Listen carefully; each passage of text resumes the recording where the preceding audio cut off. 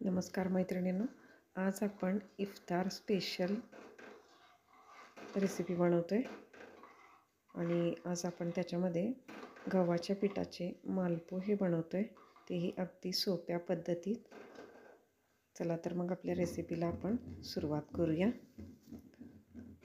तर आपण इथं गव्हाच्या पिठामध्ये बनवतोय, तर मी इथं 2 वाटी गव्हाचं पीठ एका पातेल्यामध्ये घालून घेतले आणि त्याच्यामध्ये 1 वाटी साखर अशी बारीक करून घेतलेली आहे मिक्सरमधून।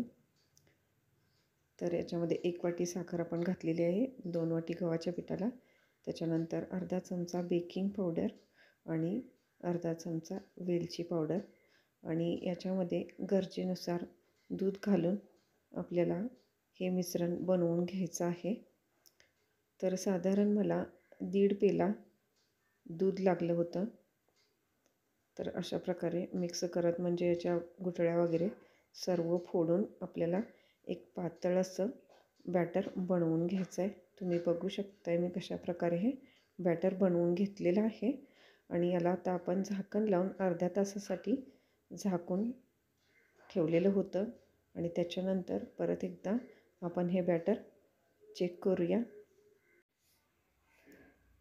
तर आता याच्यामध्ये परत थोडंसं मी दूध घालून हे बॅटर थोडंसं पातळ करून घेतलं होतं।